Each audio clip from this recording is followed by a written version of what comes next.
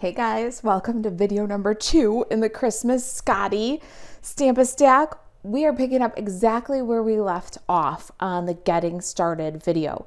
So if you want your Stamp-A-Stack of cards to look exactly like mine, refer back to video number 1 in the series where we cut our designer series paper, we cut and embossed our outside layers, we cut and stamped our inside layers using the Stamparatus for easy, fast, multiple insides.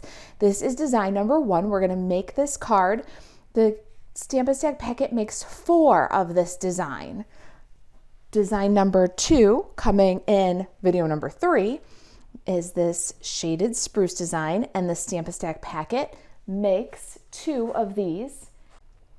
And then our third design, that will be in our 4th video in the series, I'll link them all together below for you, is this adorable mint macaron card, and the packet makes 4 of this design. So you can cut your own Stamp-A-Stack, or if you're interested, kitchentablestamper.com/shop, and you can check the Kitchen Table Stamper store to see if we have optional class packets still available. These class packets are available while supplies last. When you get to the store, kitchentablestamper.com/shop, then on the right hand side there's a little drop down menu, and you're going to filter for class packets. You'll be able to see if we have Christmas Scottie Stamp-A-Stack packets and any other fun classes we might have in store for you. All right, let's get started. We're going to glue down our layers that we prepared in the getting started video. Now, this is a Stamp-A-Stack and it makes 4 of these. So I'm just demonstrating one of everything for video purposes. Maybe you're out there and you're cut your own card and you're only going to make one. That's okay. But if you want to do the Stamp-A-Stack, or if you've got the packet, you're going to do everything, think in batch work. So you're going to glue all of your embossed pieces on your card. You've got both Petal Pink and Mint Macaron designs that have this embossed. So I would, if I was stamping the stack, do all of these layers at one time for the outsides. Then I would do the same thing with my inside layers. So just like in video number 1, we stamped all of our inside layers at one time using our Stamparatus for super speedy results. Now I would go through all of my 10 cards that this make and take packet makes, and I would put my inside liners in on all 10 cards. So just batch work the whole time. Your Christmas cards will be done in no time. Isn't that cute? Merry Christmas. May your days be furry and bright. And that ribbon, oh, love it. All right, now we also cut our designer series paper in the getting started video. If you are following along for just one card, or if you're following along for the Stamp-A-Stack and you want to see the measurements for each piece itemized, check out the project sheet. All right, this paper, this ho ho ho paper, is 3 3/4 by 2 1/2. This shooting star, I call it, paper, this one is 1 1/2 by 4 1/4. And this little shaded spruce snowflake paper, this is 1/2 by 4 3/4. Now, I showed you in the getting started video how to cut the pieces in your designer series paper, because you get 1/4 of a package of this awesome Santa Express designer series paper. And I showed you how to cut so that you would have the most efficient use of your paper and the most designer series paper left to play when you're done. So my Stamp-A-Stack class packets always include just a little bit more of most of the products so that you can grab some coordinating cardstock and keep on playing with the products. We're gluing these on with liquid glue and just stacking up the layers. I should put a sample in here. I feel like I've made so many of these now, I could just do it from memory. Let's get a sample in for you to see. All right, now inside of the packet, you saw as I took the packet apart in the getting started video, all of our class packets come with the pieces inside the envelope. So now you've got an envelope to mail your card later. And we do the basic die cutting for you. We do not emboss and we do not do anything that is in the featured bundle. All right, so featured bundle is a Christmas Scottie. I'll show you that in just a minute. The piece that we have for you here is from the seasonal labels. If you're cutting your own kit, it's not the long skinny, it's not the biggest. Out of the two medium-sized ones, it's the bigger one.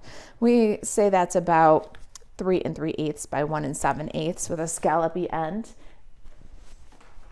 We're going to start by stamping our dog so that we can lay him on and dry fit him for perfect placement of his little voice there. So let's move everything to the side and get Stampin' Pierce mat and some ink pads. Okay, here I have Memento Tuxedo Black, Poppy Parade, Mint Macaron, and Shaded Spruce. I'm going to go back into my packet. So after I cut all of my papers, then I put all the pieces back in the bag as I go. And these are the pieces that came off of the liners. So we're going to use these as we go. It's the perfect little pieces for presents and ribbons. We need some Poppy Parade ribbons. So I'm going to go ahead and stamp my little ribbon, and I would do all 4 that I need for the outsides of these cards at one time. All the dogs, all the presents, and do all the cutting at one time too. So keep that in mind if you're doing this like a Stamp-a-Stack. All right, so for my little presents, I'm going to do my lighter color. I got this little, it looks like an equal sign. We're going to stamp that low on the scrap. And we're going to do 4 of them, 1 for each card. And then we also need, if you can see over here off the corner, a Shaded Spruce present. So then I do my 4 Mint Macaron and then my 4 Shaded Spruce. And if you feel like wiping off in between, you can, but I have no problem going from Mint Macaron to Shaded Spruce without wiping off. Now I'm going to do the bows on my presents. I'm going to do cool to warm because cool pigments clean easier. So we're going to do the ribbons on our Mint Macaron with Shaded Spruce. Oh, this is going to be really hard to line up with the phone in between, but I'm going to try hard anyways to get it. Let's see. Not bad. All right, now we're going to get our chamois and wipe that off and switch to the Poppy Parade. And if we do the Poppy Parade second, we'll just get a cleaner green ribbon and a cleaner red ribbon. And I do like to, once I've cleaned a contrasting color off of a stamp, then I like to take a little scrap, just make sure it's not bleeding any more of that green before I move it to the red. It's just a couple little tips as we go, right? And then we're going to line that one up. This one's a little bit easier because you can see through the red ink better. And there's our little green and red present. Now we need a bow for our Scottie. I'm going to do Shaded Spruce. But before I stamp anywhere, I'm going to grab my punch and I'm going to check kind of my orientation. I'm hoping that I can put my bow, look at that, right on the end of the scrap there and be able to punch it without ruining my ribbon. And my plan is coming together nicely. I'm going to go ahead and stamp it, keeping the orientation of the punch in mind. And everything you see me do, we're doing in 4s if we're doing the Stamp-a-Stack. Now, let me remove the Stampin' Pierce mat and the color inks. We're going to make our dog next, and that's going to take the help of our Stamparatus. All right, so I'm bringing in my Stamparatus here, and I've got half sheets of white cardstock. So besides the scraps we cut for the liners, we've also got half sheets. What I like to do for my Scotties is put them to the far right, lower on the plate, because then I can stamp a Scottie, move my paper, stamp another Scottie, move my paper, stamp another Scottie, move my paper, and stamp another Scottie. So I've got plenty of room in here to stamp all 4 Scotties, just kind of in the corner of this cardstock. So let me show you. I will line up my first little Scottie all the way in the bottom left corner of the paper. It's pretty good. And then I'm going to put down my magnets. I'm doing the Stamparatus because I want a really nice black image for my Scottie. I don't want him to be kind of salt and pepper gray. I want him to be beautiful black Scottie dog. I'm going to put my Christmas Scottie. Here's our featured stamp set. I love this bundle. Underneath my platform over here, my plate, and then I'm going to ink my dog with Memento. Now I'm not going to ink super crazy. I'm not going to press a lot of ink onto my dog because I'm on my Stamparatus, so I can stamp and then I can re-ink and stamp again, and I can get a couple of layers of ink to really fill in my Scottie and get a nice black image without blurring the lines. We still want to see that little line that separates his arm from his body. We want his eyes to be nice and clear. And so I found that this was a really good technique. And if your magnet's giving you trouble, this magnet's making it hard for me to get that front paw, go ahead and just move that and then close the lid right back down again, and you can add that ink. I'm going to do another very light coat. We don't want to blur out anything, but there is our extra dark Scottie. Now, what I will do when I'm stamping a stack is I'll move the paper down and then dry fit my image when I've got it where I want it to stamp. Put my magnets down, and then I will stamp another Scottie. Then, once I've stamped my Scottie a couple of times, I'll move my magnets, I'll slide my paper in again, and I will stamp a second Scottie right next to the first one. Now this Scottie, this sitting up Scottie, does not have a punch, so we don't have to worry about the orientation of the dog for the punch. The sitting up guy, you got to fussy cut. It's not a difficult fussy cut though, and it gives us some fun and different postures for our dogs. So you'll see that in the one that we're doing today, he's kind of up and begging. And then in the one that we're doing tomorrow, he's standing and punched. This is the one that the punch does. And then in the one that we're gonna do on Wednesday, he's in a seated posture. But this is the only posture that punches. Here's our punch again. Dog builder punch, and I just love this little bundle, even though I do have to fussy cut my pooch. So let's go ahead and we're gonna do our dogs. Now again, I'm gonna fussy cut one for my card today. I'm gonna fussy cut one of each of the presents in the ribbon, but if you're doing this as a Stampa stack, you'll want to go ahead and do all of your ribbons and all the colors for all of your cards. And you'll want to do all of the presents and all of the color combinations for all of your cards. So you'll do all of your stamping in a batch and then do all of your cutting in a batch. So what I highly recommend is that you do all of your stamping one evening while you're watching a Christmas movie. And then you do all your cutting while the movie's playing. Maybe get yourself some hot cocoa. And then the next day, after you've enjoyed the process of stamping and cutting and cocoa and a nice Christmas movie, then assemble all 10 cards at one time. So you will have a very enjoyable experience and have the most efficient mass production that you can have. All right, so we're gonna cut this little guy out. Now we don't want to cut that bow off because we need a handle, because that one we're going to punch. And you can see when I cut my bow, I'm leaving a little tiny white border around, and it's a simple wobbly cut. Just use your dominant hand to open and close the scissor. Maybe cooperate with your non-dominant hand, but you'll see my non-dominant hand, my left hand, is really the one that's responsible for getting a nice smooth cut. And I'm going to cut my ribbon, my dog, and my two presents, and then I'll be right back. We'll punch the bow and get this card assembled. All right, there's our little fussy cut bits. Ooh, be careful with that ribbon. I love that image. Now we're going to punch out our bow and just line that up from the back. Give it a squeeze. It's like bow confetti.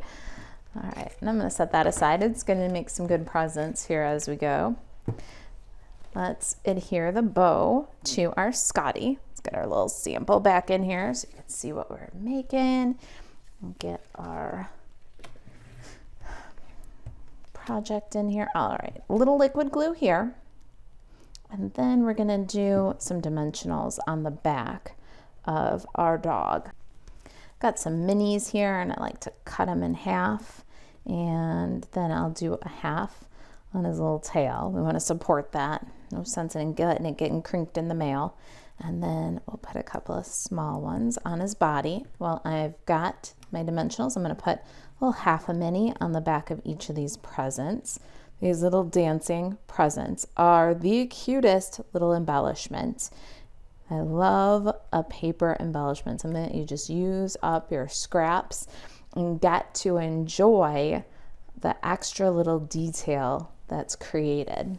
All right, now I said before that we had to do our stamping so that we could dry fit our dog. We want his voice to fit on this little label perfectly. So there's our memento, and let's get our Stampin' Pierce mat because we've got a photopolymer set.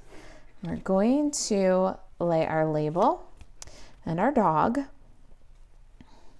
Little dog is going to go just a bit over this bottom scallop, this little rump off the end. And we've got this little woof woof sentiment, cute little embellishment, but inside is translated. Merry Christmas, may your days be furry and bright. All right, when you got it just how you like it, then you can move your dog away and let's get everything assembled. I've got dimensionals, so let's just peel and stick our dog, not the tail yet because it's going to go off the label. We've got one more little detail before we're going to put the label down.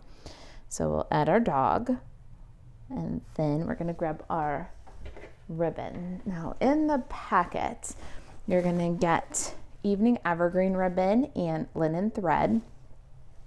What we're going to do is take a smidge of ribbon, just maybe 2.25 inches, not a lot. We're going to fold it and trim.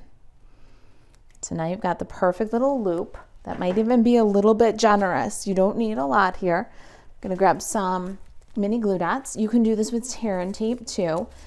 You're going to pick up a mini glue dot on one end of your ribbon, lift it, fold it, match up those tails, and then you're going to pick up another mini glue dot on the end.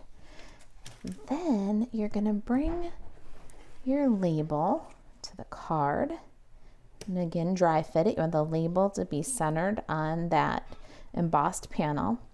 Then you'll lift the label and just carefully tuck the loop behind so that it's above the green snowflake paper. Now you've got some fun texture with that little ribbon loop. We can adhere the label. Liquid glue or your fast fuse or seal are perfect for this. Put that back on where you kind of dry fit it to live. Cute! Our ribbon next. And of course you'll be doing all your copies here at one time, but by the magic of television, all my copies are going to be done. By the magic of television, I mean I did them all before the video for less editing purposes, but I will bring them back in and show you because it's quite a stack. All right, then our little presents are going to kind of bounce along in front of our puppy. And the last touch, the one that I think I love the most, you're going to get 10 of these awesome jingle bells. You'll get one for each card. And they are just the coolest. We're gonna take this little dude and tie a great big linen thread bow. So what I like to do for this is I take my linen thread and, you know, when I tie everything, I leave it all on the card, right? And just cut off as I need it. So we're gonna go front to back and then pull. Then we're gonna loop over the top and tie.